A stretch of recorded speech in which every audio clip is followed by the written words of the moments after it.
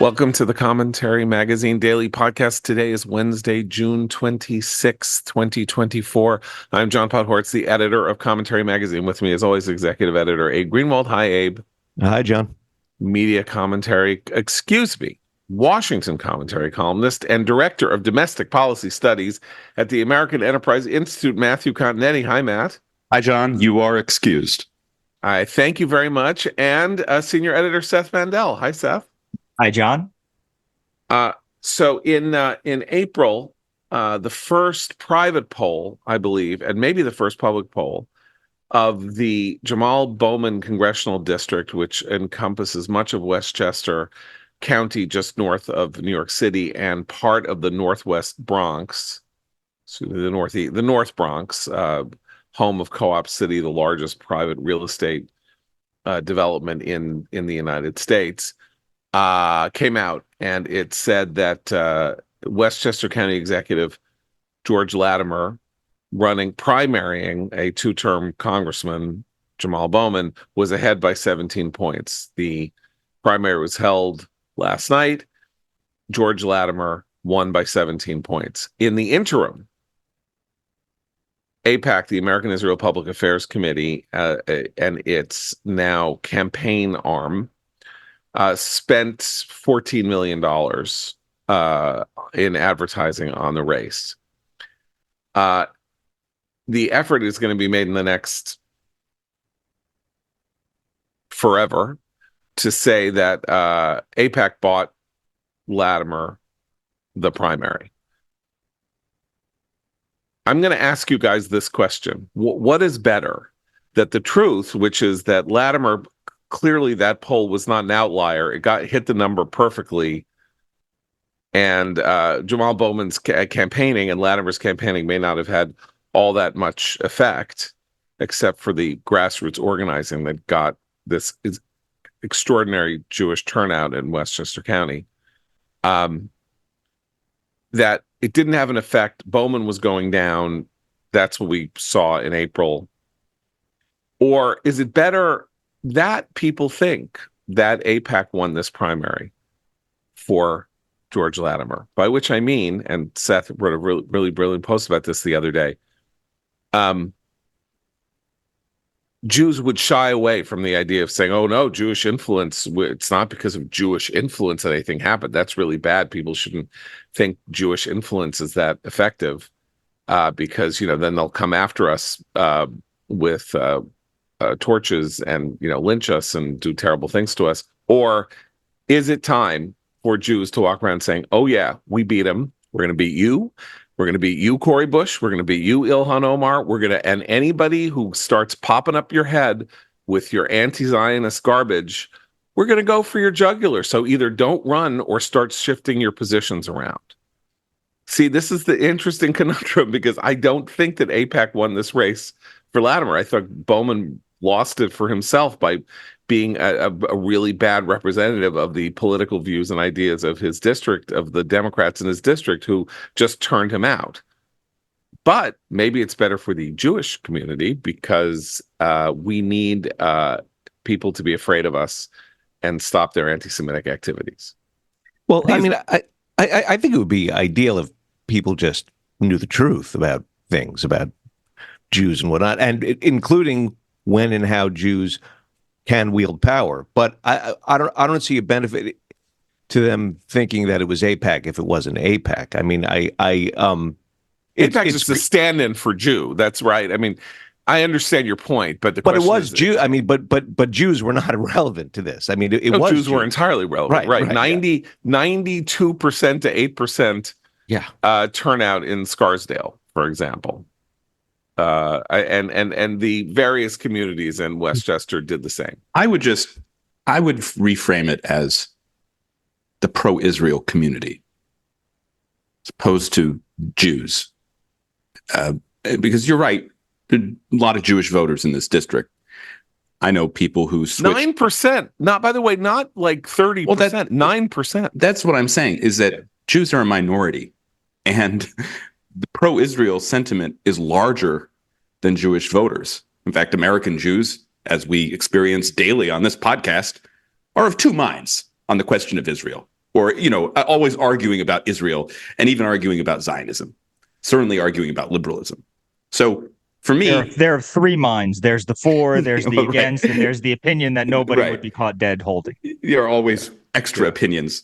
But the fact is, American voters are pro-Israel. This should not be hard to understand after the primaries of this year, where the pro-Israel candidate have been more successful than the anti-Semites, the anti-Zionist fools like Jamal Bowman, right? And that, I think, is the takeaway, right? You don't want to go and embrace this radical ideology, which is anti-Zionist, which is objectively pro-Hamas, if not explicitly pro-Hamas, which is hysterical. I've just been watching the video of AOC taking the stage at that frenzied pre-election rally over the weekend, where she's acting like she's at some type of rock concert and is there or she's one of the people who throw the t-shirts into the stands at a baseball game and has to really jazz up the crowd. That is what's being rejected. That's what people The Philly know. fanatic is what you're saying. She's like the Philly fanatic. You know what? And I pray for the day, Seth, that's her job. She's removed from Congress and she has to be the Philly fanatic. She's much better suited to that role than to be the representative from her district in New York. Seth, I think that you are maybe closer to me than you are to Abe and Matt on this. I want Jews to just say it doesn't really matter if they are angry at us for participating in the democratic process. That's the key here. I want Jews to be able to, like, if we beat you, we beat you. If we didn't beat you, we didn't beat you. But sometimes we beat you, and we should not be afraid of that. We should have them when they have to. When the Jewish vote is not to be taken for granted, the Jews involved in that, whether it's a district race or a statewide race or whatever, the Jews involved in that should show up and be very, very loud and make it known, because the base problem here is that when just participate in society, there's objections. There's this whole on behalf of a foreign government, there's loyalty. It's the only one where you have these minority voters, a minority voting bloc, and it's usually not really a bloc in the classic sense anyway, because in places where Jews vote as a bloc, which is to say overwhelmingly Democratic and get out the vote, and are reliable, regular voters, even in off-year contests, those are places where the Democrat may be the only candidate in the race anyway, right? So anytime there's a competitive race and Jews can make the difference, they should stand up as straight and as tall as they possibly can. So that's my general feeling. But I also think that the importance of wanting people to understand that they have to, that sometimes you're going to beat them, is the effect it has on other races. So for example, I thought it was really interesting that AIPAC is also spending, and happy to say that they're spending, against Cori Bush. Now, 2 years ago, Ilhan Omar won a very close primary race in Minnesota, in her Minnesota district. It was much closer than anybody expected. And the candidate she ran against was left wondering where AIPAC was, where the pro-Israel community was. In other words, maybe that could have pushed me over the edge, he thought. He was like a stand-in candidate, but he wasn't really a stand-in because the Jewish community didn't really mobilize for him. And AIPAC especially was nervous about being seen as a negative in the race. AIPAC thought, well, if we get involved, it's going to turn into an AIPAC thing, and it's going to turn out the vote on Ilhan Omar's side. And one of the things we learned about the Bowman-Latimer race, or one of the things we learned from the Bowman-Latimer race, is, as Matt said, Americans are pro-Israel generally. And so when you hear that AIPAC likes a candidate, it's not an automatic negative the way they thought it might be with Ilhan Omar, but also they weren't afraid that they were afraid 2 years ago that the Ilhan Omar campaign and the squad would turn this into a, oh, here come the Jews sort of thing. They weren't afraid of that this time. And after the Bowman race, they've plunked down $2 million in Cori Bush's race because they are not afraid. There's no reason for them to fear people saying, hey, look, it's AIPAC, because they're allowed to participate in the democratic process like anybody else. I think that's very well put. And obviously I'm being vulgar and deliberately provocative, but I was just looking up, one of the most famous passages in all of political science and political philosophy, which is Machiavelli's The Prince, the famous question of whether or not in politics it is better to be feared than loved. And this is a much misunderstood, as is true of The Prince in general, it's a much misunderstood passage. The Prince, the highly controversial book that basically says, I want to look at the world as it is, not as we would wish it to be. And if you actually want to get things done as a political, practical matter, how do you do them? While taking account not of morality per se, or of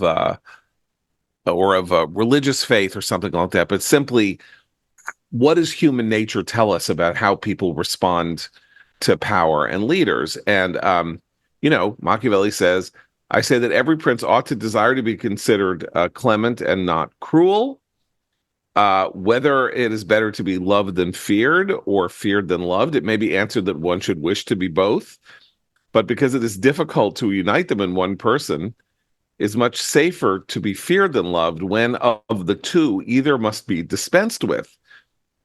So, Matt, you're saying that the thing about Jews in America is that we're loved or liked, let's say, more than we are disliked. Therefore, it has, and this is something of relatively recent vintage. That is to say, the actual positive feelings about Jews as a class of people is sort of 3 generations, maybe 4 generations old in the history of whatever the United States is, 14, 15 generations. But there are people who may need to fear Jews and claim they fear Jews, but they don't really, because if they really feared Jews and claim they fear our influence, our power, but they don't really, because if they were afraid of us, they would act more gingerly and seek to appease us or whatever.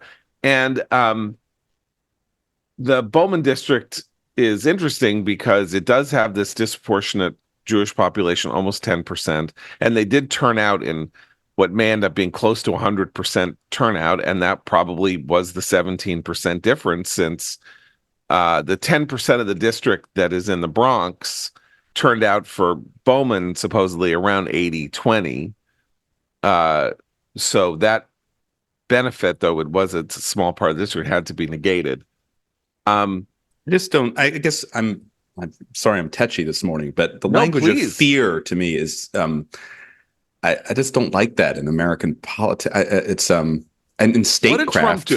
What did Trump do? What did Trump do in the Republican Party from 2016 to 2020? Yeah, but do we think that that's been healthy for American democracy? I mean, that's my point. It's like, I think Jews should act in their interest as a group, in their communal interest, and that includes advancing a political agenda that supports the state of Israel, the Jewish state of Israel. And I think that's what happened last night. And I think that's what happened in a lot of primary races this year. And with the added benefit of moving the parties to the center, I should add, more generally. But I just, to fear Jews has not worked. I mean, just historically, that has not worked out well for us. When have Jews ever been feared? The conspiracy theories involving anti-Semitism, the Jews are taking your children. And feared as a contagion. Yeah, their infections. I mean, all that language seems to go around with that. I mean, I understand what you're saying. Politically, powerful is one thing, or working to Intimidating? advance. How about that? Yes. Is intimidating bad? There's just so much anti-Semitism in this country. Well, also it's not just I mean, okay. it's not just about fearing like a Jew, I don't know, punching you in the face or whatever. There's also the problem of anti-Semitism in that, people will bear spray Jews trying to go into a shul in LA because they don't fear the consequences of that too. There's Right. There's a whole thing of fear has all these different levels, but they're not afraid of the consequences of the way that Jews are being treated in America right now, and perhaps the perception that there is some blowback here, not just from Jews, but from normal people, is that, if you lose your mind with Jews on the brain, voters don't like that kind of thing. You're going to lose your job, and that sort of thing. And what people want the Biden administration to do is just simply, equitably enforce civil rights laws and things like that, right? I mean, there's a problem of like no fear of the law or of cultural, sanction and all this. I other agree stuff. with that completely. The idea that you can victimize Jews without consequence. I mean, that is awful. That's terrible. And we just saw that over the weekend in Los Angeles. That needs to be stopped. But that's also, again, the lack of a fear of consequence for your action. I mean, think about what Bragg did, not pressing charges against the pro-Hamas people who took over Hamilton Hall. That's ridiculous. That's not. So what we need is a reassertion of the rule of law, reassertion of our support for the state of Israel. I think I just, again, for me, it's more broader than simply fear the Jew. But I want to say I agree, but I just want to take up Matt's point here about extracting fear from our politics. I think what we can say is that Jews should never fear exercising Absolutely. I their totally agree their with right that. to vote and to influence elections and to do whatever they can to elect the right people. And they shouldn't fear what people say about any given race, any given action. Just because they're Jews. I agree. Okay, so a friend of the podcast just emailed me the following. Very close watcher, somebody who is not a fan of George Latimer's as a politician in Westchester. Okay, congratulations, but if you take out the rough Jewish margin in the primary, a well-known standard liberal Democrat local official in a district which is now 80% lower Westchester, roughly split the vote evenly against a radical lightweight. Given the efforts expended, this is not a reassuring picture of where the Democratic base and activists are on any issue, much less Gaza. So before we get too triumphalist, it is important to note that George Latimer is a standard issue liberal Democrat. He just seized on the main chance. Jamal Bowman actually did not do very well in 2022, and therefore he was a target of opportunity. And Latimer is a well-known commodity in the local political scene, known to the people in the district. And when he was running the commercials that he ran, he was doing a lot of Jamal Bowman has not been helpful to Joe Biden. And he took on the nefarious gun lobby. God knows how he took on the nefarious gun lobby in the Westchester County official's office. And AIPAC did that too. We should note, by the way, the AIPAC ads tended to be, sort of run of the mill Democratic Party. Right. Which again, it's a Democratic primary. So you run at the electorate, and the electorate in Westchester County that's going to turn out in a Democratic primary, aside from the Jews who were going to turn out to oust this open anti-Semite, are going to have an issue set that is not going to be something that we necessarily agree with. I just think it's an interesting point to not celebrate this moment, because I think it really should be. Yeah, I mean, Latimer won by 16 points. So, 17, yeah. Yeah, so, I mean, roughly splitting the vote is not, in my view, quite accurate. No, he said if you take out the Jewish vote, the disproportionate Jewish vote, you get to Latimer winning, but probably by a couple of points and not by not by Right. a landslide. That's all. The point that I'm is that what we now must be rooting for is, if we're going to root for this, is and this is a sort of a real Big Ten thing. Like, it's not like we're going to get, sitting here on the commentary podcast, a bunch of politicians who take the place of Cori Bush or, inshallah, Ilhan Omar, who are going to do things that we like. Right. What they will be is cautious and prudent about how they deal with matters relating to the Middle East. So I want to just talk about political geography for a second, because the reason Ilhan Omar and AOC and Rashida Tlaib are not going anywhere is because they come from these indigo blue districts that are, D plus 25, D plus 30. And so all they need to do is beat out other candidates in a primary, typically by moving left, and they're in. With this district in New York 16, what was unusual about Bowman's victory in the first place was that it had a large number of suburban areas in it, and so it was unusual to see the squad expand in this way. And conversely, that made it competitive within the context of a Democratic primary for someone like Latimer to come out and litigate Israel, litigate these other issues. Again, this is a Democratic primary. So yeah, he's going to say that Jamal Bowman hasn't been helpful to Biden, and Bowman hasn't been helpful to Biden. Bowman's been an embarrassment for this entire country. And so Democrats should be ashamed to have him represent the New York 16th district. And they were, they clearly were. So that, I think, is a good sign that in these competitive suburban areas, the pro-Israel vote turned out. And you're not going to, if it was just the Bronx, and I'm looking at the results by county here, it's true. I mean, Bowman, of the almost 8,000 votes that have been counted from the Bronx precincts in this district, Bowman wins 84% to 16%, right? Yeah. But in the suburban areas in Westchester, Latimer won by 2/3, basically. He got 63% to Bowman's 37%. American politics is decided by places more like Westchester than the Upper Bronx.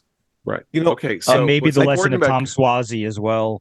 Yeah. But listen, exactly. Cori Bush, just so we understand, Cori Bush is in a primary, locked in a primary against Wesley Bell, who is a prosecuting attorney from her area. And again, the polling is very weak, or, partisan or whatever. There was a poll in which he was beating her by 12 points or something like that. And the spending, and he is raising money hand over fist, and it's a lot less money than you need to win in you need to win in Westchester. The reason that this is the most expensive primary ever is that we had a competitive primary in New York City. And so ad spending had to be at New York City television and radio rates. So if you're going to do it, you have to do it, and it's going to cost what it's going to cost. Bell has raised like $500,000. That's apparently a huge amount of money for a district like that, because he's just got to buy in the St. Louis metro area, and that's a lot cheaper. So that's also an interesting target of opportunity. Same thing with Ilhan Omar, which is that you get a lot of bang for your buck in a primary challenge, just because these districts are less expensive to send out this semi-national message. Right? And remind people, you're not going to get a Jewish population that is going to turn out in such extraordinary numbers that you're going to get a landslide like the one that Latimer won in a primary. In a primary against an incumbent, winning by 17 points is astounding. I just want to, I'm going to zoom out for a second. It's a related point, but it's not.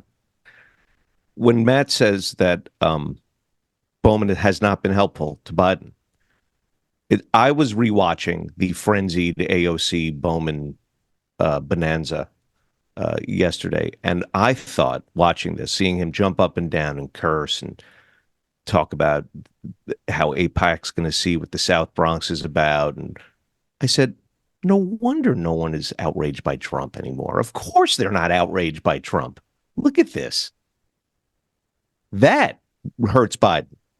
Well, just as the riot in Lafayette Square last week. I mean, the glaring contrast between the way that is treated in the media and by the authorities and the way that January 6th was treated by the media and the authorities is true. As someone who was appalled by January 6th, that it's ridiculous, the double standard that's being applied. And as people have been saying on social media, there is a January 6th every day. When you look at what's happening in Los Angeles, what's going on in New York City, attacks on Jews. So yes, I agree. That's the behavior of the anti-Zionist left in the United States since October 7th, I think, has made a lot of voters just kind of look at Trump and say, well, really? What about this? What about, I know I just literally used the word "what about," but the contrast is so glaring. It seems to me that people can't help but notice. And also that too with Trump, I feel like a lot of people have just kind of priced in Trump's behavior at this point, and things like that continue to outrage the Trump haters, like his ridiculous joke the other day to the UFC head that, some of these migrants are so tough, maybe we should do the octagon and have them fight each other. They're really tough guys. I mean, most people, I think, hear that and they either just kind of shake their head, or they laugh. I mean, to get outraged about that is completely meaningless, is to me a sign that you're just kind of stuck in 2016 and 2015. Okay, and they're doing the same sort of ratchet up, like compete with themselves thing too, right? Like you have to, AOC and Bowman and all these, they're also like, they'll say something outrageous, but then a week later they'll have to say something more outrageous, right? We had this sort of ratchet up problem with Trump and some of the MAGA people, and how what else is Marjorie Taylor Greene going to say? Where do you go from space lasers, right? But there was this sense of that you have to keep sort of one-upping yourself in this competition with yourself to if you're going to run on shock value, right? Well, I mean, what shocks people doesn't stay the same, right? So Matt, you said it's January 6th every day, or other people have said it's like Charlottesville every day, but for the Trump haters, it's Kristallnacht every day. I mean, that is to say, like, he says something like that, which, and look, again, am I second to anybody, in the last 8 years in being hostile to Trump and the effect he's had on American politics? I mean, I'm pretty seriously on record, right? Okay. Like, I laughed at that. I laughed at the octagon. I mean, it's okay if the notion is, how dare he is attacking the dignity of the undocumented worker, like that. It's like, are you people like, do you have any idea what you sound like? And I'm not even talking about what Abe's point, which is that like all of American politics has now got this animalistic quality to it that then redounds to Trump's benefit, because if he was the person who didn't introduce it, but really sort of, mass marketed it, then he's like old Coke. He's now a veteran. He's the veteran of this, and maybe isn't even that provocative anymore compared to this newer stuff.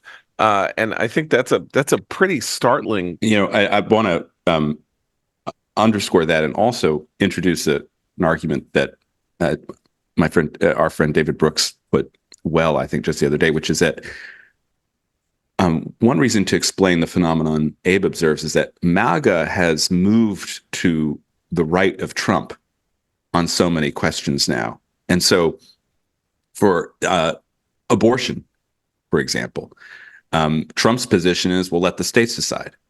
Whereas many pro-life activists in MAGA still want national legislation, still pushing on that. On Ukraine, for example, there's a Reuters report out this morning about a proposal that some former Trump advisors, Keith Kellogg and Fred Fleitz, have handed to Trump about how to bring the Ukraine war to a close. And the headline of the story is, well, that Trump will say that we're going to reduce aid if Ukraine doesn't enter into negotiations. But if you read two paragraphs in, it also says that the proposal tells Putin that if he doesn't enter negotiations, will increase aid for Ukraine. That's different than the MAGA position, which is Zelensky's a dictator and we need to cut everything off and completely side with Putin on most questions related to national security. On immigration, last week, Trump, of course, is calling for the largest deportment exercise ever. He's a restrictionist on immigration. There's no doubt about it. But then he goes on this podcast with the Silicon Valley CEOs, and he says, it would be great. These foreign students who are coming to college, we should give them a residency with their diploma so they don't have to go back elsewhere. And all the CEOs love it. And Trump kind of liked it. He's walked it back a little bit. But on that, definitely MAGA world was like, hold it, what are you doing? So the developments, this arms race that Seth is talking about, that's not just happening within the party, not just happening within the Democratic Party, but also within some corners of the Republican Party, has left Trump kind of in the middle, weirdly. And what about the idea here that there may be a weird breakdown now between what we might call the MAGA elite and the MAGA grassroots? So Mark Thiessen had an op-ed yesterday in the Washington Post. I don't want to overstress these numbers, but the Ronald Reagan Institute did a poll of Republican views on foreign policy matters. And in the poll, 2/3 of respondents were asked, do you consider yourself a supporter of the MAGA movement? And 2/3 said they did. So that means that you can sort of maybe break out MAGA numbers from the rest of the numbers, because 2/3 is a significant number. And it's like they're saying they're MAGA, but they sound kind of neocon. So 51% of MAGA voters believe the United States should be more engaged and take the lead on foreign policy, while just 39% say the United States should be less engaged and react to events. When asked if the U.S. has a moral obligation to stand up for human rights and democracy whenever possible in international affairs, 73% of MAGA Republicans said yes. 79% strongly agree that a strong U.S. military is essential to maintaining peace and prosperity. They support, 53% say they hold a favorable view of NATO. 63% agree that protecting freedom and democracy on the European continent is an important benefit of being in NATO. They support Article 5, which is the collective defense aspect of NATO that requires us to go to war if a NATO ally is attacked. 70% of MAGA voters agree it is important to the United States that Ukraine win the war with Russia. And MAGA voters are significantly more supportive of Israel than non-MAGA Republicans.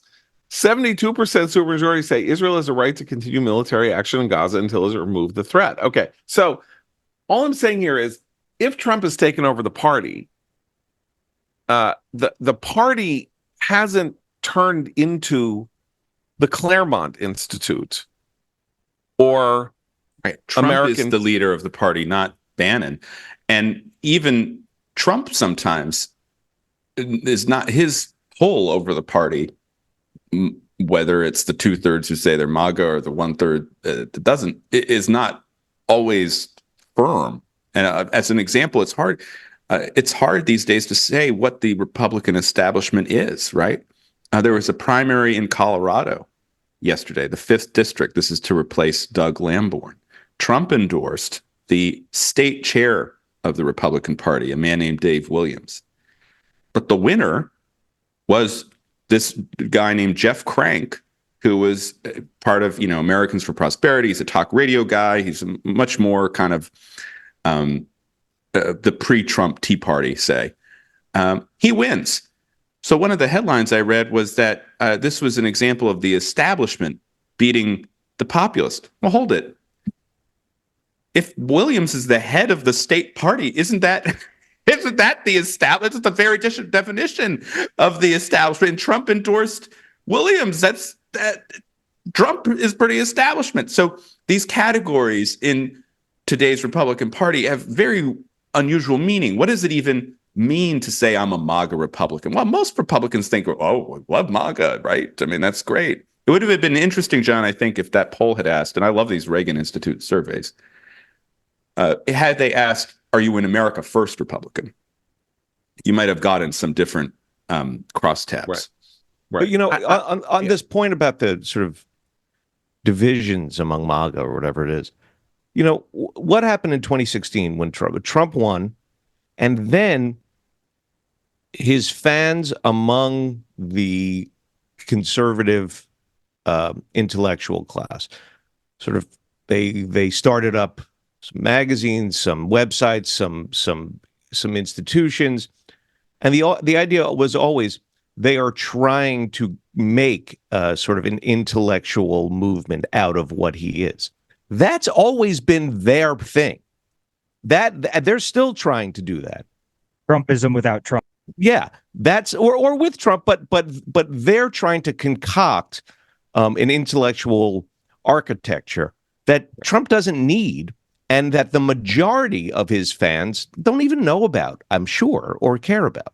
And of course not, because nobody knows about us either. I mean, that's Right. part of the world of, as I say, it may well be that there is now a world of the MAGA elite. The MAGA elite is fixated on certain ideas and things, and they're trying to be intellectually consistent and say there is something new here, there is something fresh here.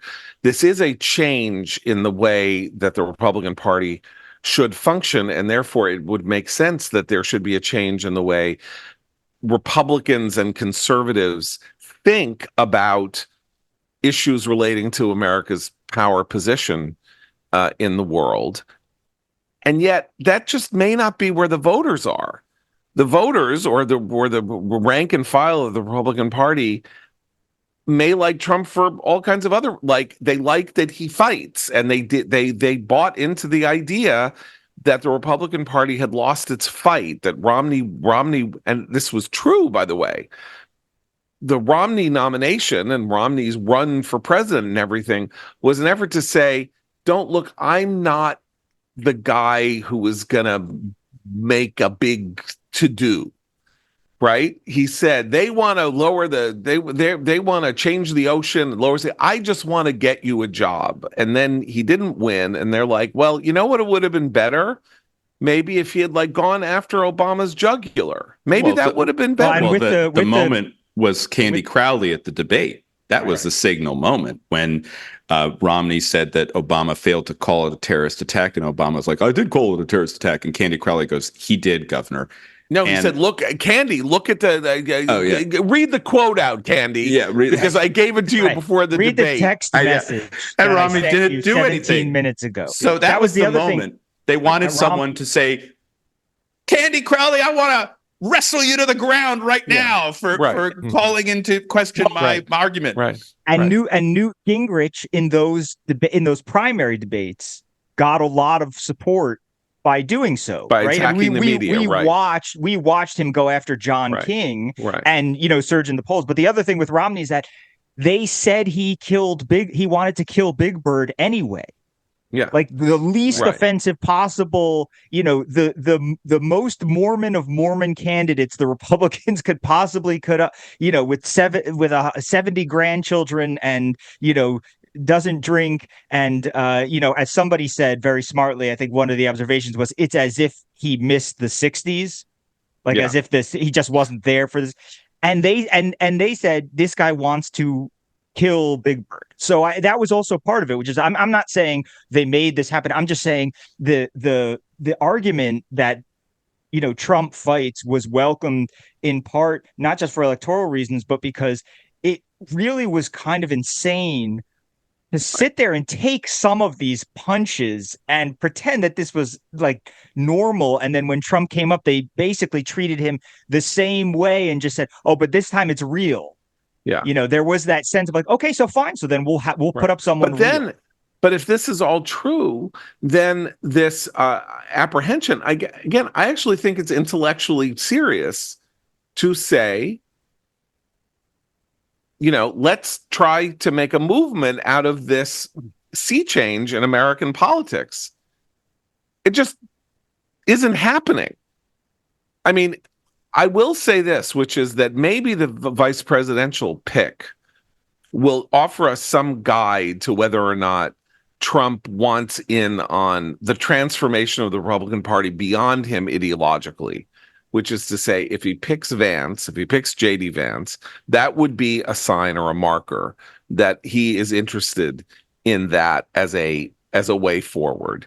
And if he picks Doug Burgum, it'll be a sign that he's not. I mean, because whatever positions Doug Burgum may or may not have adopted in the wake of Trumpism, he is obviously a classic corporate Republic. Like, he literally is like a Main Street small town Republican from a state that, doesn't even really have much of a city, so, and very, very, very successful and very wealthy and all of that. So we don't know, but this Reagan Institute poll does suggest that the attitudes of Republicans have not shifted all that much.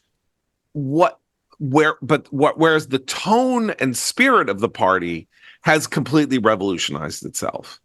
And this our friend Noah Rothman wrote recently, by the way, he wrote that, there was no electoral penalty within the Republican Party for the bill supporting passing Ukraine. It was just an important thing to note, right. that nobody paid in blood for that. There was no Republican backlash against right. Republican office holders who voted for Ukraine. That Twitter meme where people said, they told me that if I voted for X, Y was going to happen. And it's always like in reverse. So it's like, they told me if I voted for Trump, there would be, anti-Semitic outbursts, every day in America. And guess what? It happened. Trump lost, but it happened, right? I mean, so there is that aspect of this also, which is that the threnody of the nightmarish reading of Trump as president, or even as candidate or as future president, not matched by his policy decisions, maybe matched by what happened after November 2020 and January 6th, which I do think are I think they're disqualifying for being president, but clearly the Republican Party did determine that it was not. And I'm used to being on the losing side of a lot of these arguments, so I'm not going to fight it. But I think that there is a real question now about whether or not there is an integration going on between the radical takeover of the party by Trump and the party itself, which, half the Republican, close to half the Republicans or whatever in the House voted against the aid package. But they may be under a misapprehension about how their voters really feel about this, or it was a gimme either way. Or they were afraid, some of them are afraid of the activist voters, but maybe they shouldn't be. And maybe polls like this Reagan Institute poll might convince them otherwise, that some internationalism is okay. It depends on what it is. Like, it's not going to be pro-UN. It's not going to be pro an international conference to figure out the future of Gaza. And it certainly isn't going to be pro, there's also some of this has to do with the fact that the sort of the MAGA mini Trumps that would seek to take the party more Trumpward, beyond MAGA or whatever, are bad and distasteful. They're not good at doing that. Marjorie Taylor Greene, Lauren Boebert won her primary. Yeah, but she will probably lose the election. But right. Well, the district she's won the primary in is safer for Republicans. Oh, that's right. She moved. She moved districts, and it's worked out for her. But there are other examples of one in South Carolina where the Trump-backed candidate lost to a candidate backed by the governor, McMaster, there in South Carolina. So there are examples throughout the cycle of the Trump-backed candidates not winning. And the general flavor of all of the candidates who have won primaries this cycle in both parties is not extreme. Yeah, this is turn the temperature down. It is turning the temperature down. It is different from 2022, right? Where the Trump selected candidates were all parroting the stolen election line, and they all almost all of them went down to defeat. All the major ones, certainly. And it's different than the 2018, 2020 primaries on the Democratic side, which were all resistance, DSA, let's man the barricades, socialism and revolution, and DEI in America. That's not the case now. So we're in a moment that, as you know, the milquetoast person that I am, finds very heartening, because you're so, I'm not about fear, John. I'm not about fear. I'm about love. I'm about love. We're seeing more love in America. You are today, that's very Trumpian. Trump says stuff like he that. loves to say, We might also say, by the way, that Trump is adjusting as well, right? I mean, Trump talks very nicely. We'll see tomorrow night. Right. We'll see tomorrow night. But I mean, I'm not saying rhetoric. I'm Larry talking Hogan about and Dave McCormick, by the way, right? who he praised on Saturday night, to the skies after going after his jugular in support of Dr. Oz in 2022. So this is what I mean on Matt's point about the candidates who won and didn't won. What I think is that Trump has somewhat noticed, right? He talks about Larry Hogan. He won't talk about Carrie Lake. Or he does, only if you stick a microphone in his face. But there's all these stories about there's a rift behind the scenes. I have a theory. He obviously about that. doesn't. He doesn't like. The theory losers. is that's what Carrie Lake spends more time at Mar-a-Lago than she does anywhere else. And what was the Ben Franklin line? House guests like fish start to stink after 3 days. So if you're Trump, all you want to do is sit on the patio and DJ your songs and play Memory from Cats and your favorite Elton John tunes, and every single night Carrie Lake is there trying to kiss up to you. Trump must be annoyed by that. The guest who wouldn't leave. Exactly. He needs a man cave. Somewhere he can retreat to and play. That's filled with the classified documents. He can't go into that room. Trump is a very interesting personality where this is concerned, because on the one hand, he wants sycophancy. He wants it. He thinks it's an important power play to make people bend the knee. But he clearly has deep contempt for the knee benders. It's not an exchange in which he's like, your loyalty is so hard, it just warms my heart so much. I love you so much. It's Chris Christie at the rally and him going, go home now. Just beat it. It's really nice of you to have endorsed me. Scram. That's what he did to Tim Scott standing behind him this time. Yeah, but that's what I'm saying. You guys really love me. You must. Maybe it's because he knows it's not sincere in a lot of these cases. Right. Well, sycophancy is never sincere, right? Exactly. It's that you're either at somebody's throat, or you're at their feet, or you're at their throat. Yeah. There's the sycophants, and then there's the psychopaths. He's a little bit nicer to the psychopaths, but even there, it's with kid gloves. Like a couple weeks ago, there was some House meeting at Mar-a-Lago, and Trump told Marjorie Taylor Greene, Marjorie, you got to be nice to Mike Johnson now. Yeah. Be nice. I know. Be nice to her. Be nice to him. We like him, Fascinating. Listen, also fascinating, David Bahnsen's book, Full-Time Work and the Meaning of Life. Been telling you about it. The argument here is deeply important. And it's deeply important, by the way, not only in relation to what we're talking about here, which is where is America going to go and what kind of world are we building for our children, but also when you are thinking about what it means to be a good person and to do the best that you can do, one of the ways that is expressed is through what you do in terms of your own productive labor, and viewing work, as David points out, as a necessary evil that gets you just sort of like the money you need to play video games or go on vacation or something like that is a complete misunderstanding of what is expected of us as human beings by our maker, and what he would want of us. That is the argument for the economic, theological, and ontological significance of work in David's book, Full-Time Work and the Meaning of Life. You can find out more at fulltimebook.com or get it at Amazon, Barnes & Noble, or wherever fine books are sold. So the debate is coming up in, I don't know, what is it, 36 hours? We're about 36 hours as we're taping this away from what could be the most important political event of our lifetimes, in the sense that this is one moment in time where we really could see an epical moment from one candidate who seems to be impaired and is going to have to overcome part of his impairment for 90 minutes under conditions he has not performed in for years, right? No notes, no teleprompter, nobody to tell him where to walk. Got to have it all in his head. Going to have an aggressive counterpuncher, and he's going to have to answer some difficult questions based on the news this week, like, what about Jamal Bowman? What about what happened in Los Angeles?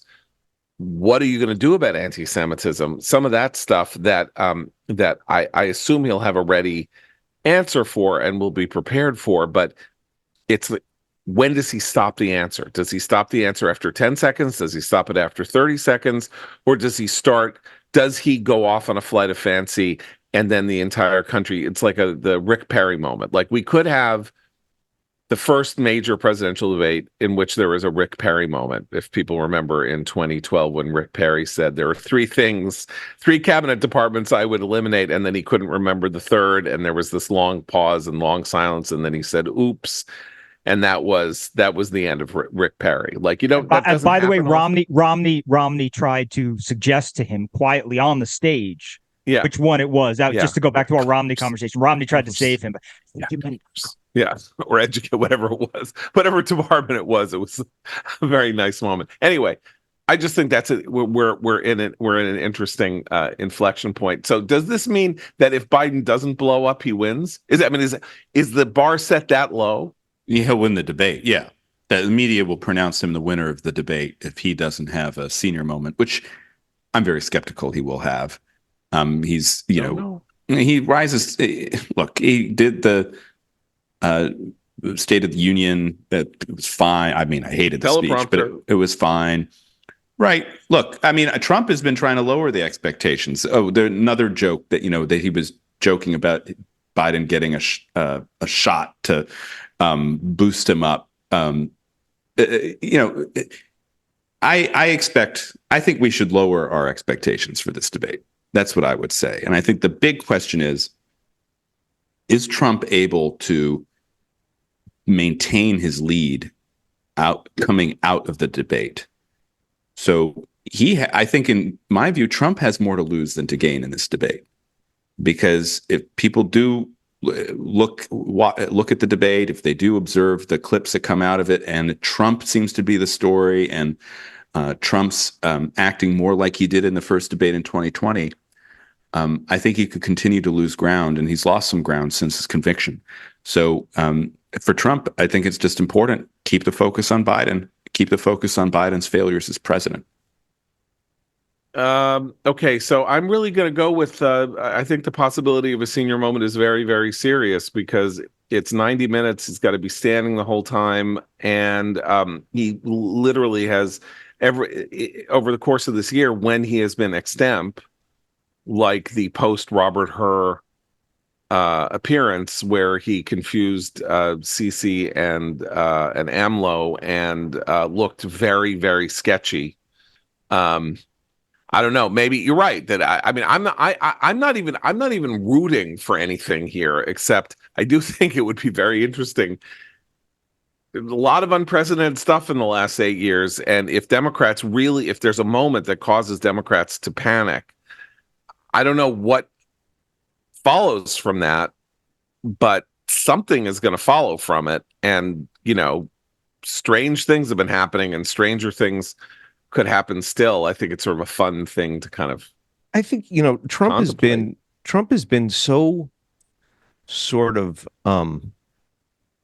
meta about this debate in the run up to it. He's sort of come at it from all angles, to the point where I don't even know quite, if I were Joe Biden, what I would come out there doing, because Trump has tried to tear down the good version, the cognitively aware version of Biden, not just talking about when Biden can't speak and can't remember words. Trump has assailed the State of the Union Biden. Comes out jacked up. He comes out yelling. I'm sure they're going to give him something. I mean, he's played on the drug test thing quite a bit with this. And then he asks the crowd at a recent rally, what do you think? Should I be nice to him or should I go after him? I don't know. We'll see. Maybe, I don't know. Should I attack him? Should I not attack him? So I think it's a very sort of disarming run up to this. So even if Biden is the good Biden, I think Trump has sort of established a way to come at that, a way to assess that as not the good Biden. Maybe. I mean, I expect this debate to turn into the first debate from 2020 pretty quickly. I mean, Probably. someone was pointing out to me, well, how can that happen if they turn off the mics? Well, they can't turn off the candidates. And I mean, whether you pick up the audio of one of them speaking on through the other microphone, these two men hate each other's guts. They'll hear each other, I think is your point, right? Right, exactly. They'll hear each other and they'll respond. A few feet from Trump. And the moderators are going to say something that will trigger Trump. And so he's going to start attacking the moderators. And then the two of them are going to pretend that they are the high priest and priestesses of American democracy. And how dare you, sir? And then Biden will, I don't know, wander off the stage or something and then come back screaming, and how dare you attack my son? I have the lowest possible expectations for tomorrow's debate. Can we point out, though, I just want to point out that we're in a weird position, right? Because we have these kind of two incumbent, right? This kind of two incumbent race. And Trump did in the first debate in 2020 what every incumbent president has done in a first debate, with the possible exception of Bill Clinton, right, since 1984. Reagan botched the first debate in 1984 terribly. Bush botched the first debate in 1992. Bush botched the first debate in 2004. Obama botched the first debate in 2012. And Trump botched the first debate in 2020. And Biden is the incumbent. The only difference here is that Trump is kind of an incumbent, is a little bit of an incumbent too. But he already had his botch moment.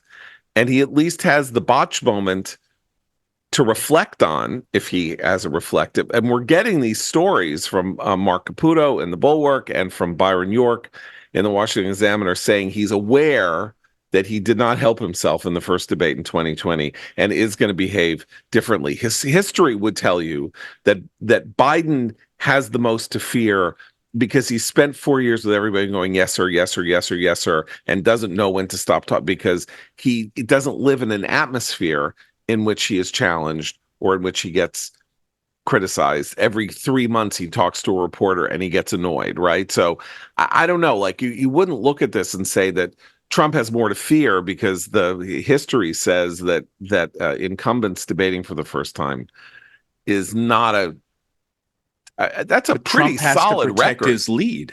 This is Biden's chance to take the lead in the race. Certainly nationally, it's going to be harder in these swing states, which are pretty, durable leads for Trump. But he has enjoyed some momentum, Biden, on the national level. Very minutely, but it's there, I think. And so, in my view, he has more to gain. If he comes out and he attacks Trump, right, having two incumbents makes it weird. Who is the actual incumbent? Who's going to be challenging? I think like Biden is going to press the offense button very quickly. That's what he's done in all of his other debates. And it's up to Trump to figure out how he'll respond. Will he take the January 6th bait? Will he take the abortion bait? Will he take the conviction bait? Will he, the character bait?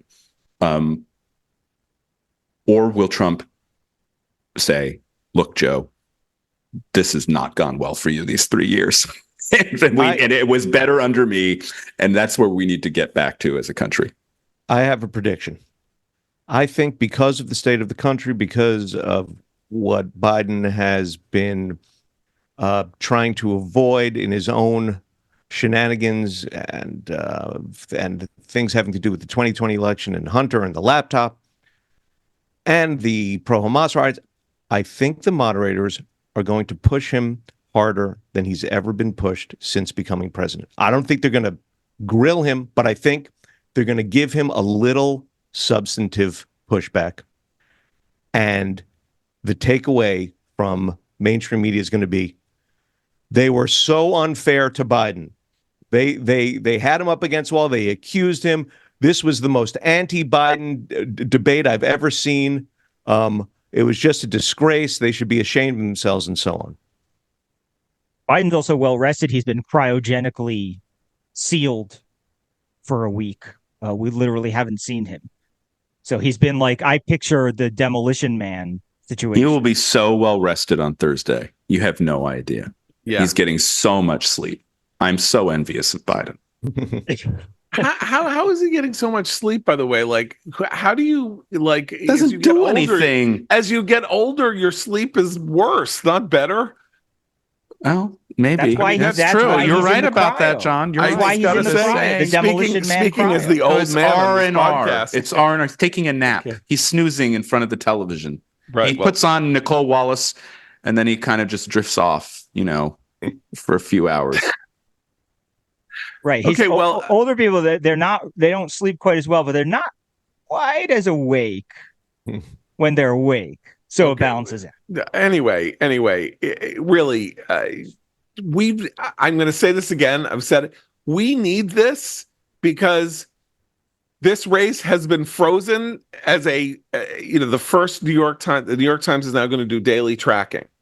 It's a very interesting choice because it's wildly expensive. But if they do, and they do well, and the tracking is reasonably accurate at the end, this will be sort of like the final enshrinement of the New York Times as the only authoritative source of political news left in America, with the collapse of the Washington Post and various other things. Anyway, they got the track at tied pretty much, and it's been pretty much tied again, as I keep saying, since January of 2023. So we need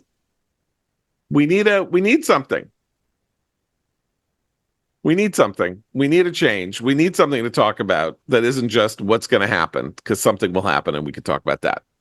Seth Mandel, I believe you have a commentary recommends for us. I do, yes. I have been watching the first few episodes as it has come out of the Apple TV Plus remake of Presumed Innocent, the old Harrison Ford thriller. It was, a movie with Harrison Ford. It is a series, has been made into a mini series. I'm a big fan of the way that book adaptations. This was a book originally. The way book adaptations allow more room to breathe for when you give them a mini series to do so. Sometimes that goes wildly off the rails if you stick around for more than one season because you run out of book content. But if The Leftovers is an example of that. But if you but you usually get at least one really good season out of just the book because you can stretch it. The Night Manager is getting a second season. That's another example of some of these. So I think, but Presumed Innocent is one of the reasons I want to recommend it, though. The main reason is because it's good, but it's so perfectly casted. I almost can't believe it. This is what my jaw was on the floor about. It not just that the actors are good, they're good actors, but it's so perfectly casted. Jake Gyllenhaal is the lead, he's very good, but Peter Sarsgaard plays the attorney who takes the main character's place when Rusty comes under suspicion. And Rusty is the Jake Gyllenhaal character, Rusty Savage, right. Right. And Peter Sarsgaard plays Tommy, who is his rival, and he he just is so good at being oily and smarmy, but on the edge of totally losing his temper as well. He plays a guy who is, supposed to be a kind of snake in this, but he cares so much about beating Rusty that every so often the temperature goes up a bit too high and the water starts to boil a little bit, and he brings it back down. Peter Sarsgaard is great. Nico Della Guardia, who is the district attorney at the top of all this, is played by somebody named O.T. I should have looked up how to pronounce his name, and I apologize that I didn't before this. O.T. Fagbenle am I anywhere close? Who knows?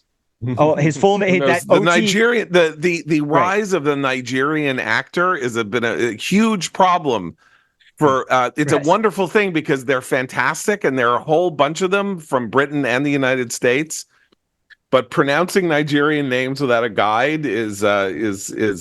They call him OT. They call him OT because his name is Olatunde Olateju Olorun Fagbenle. So OT is he plays with a sort of oleaginous nature that is at first off-putting before you realize he's a villain that you are supposed to hate. In other words, you hate him the moment he's on screen before anything is set because of the nasally way that he talks and plays this character. There's a sort of voice acting element to what he's done here.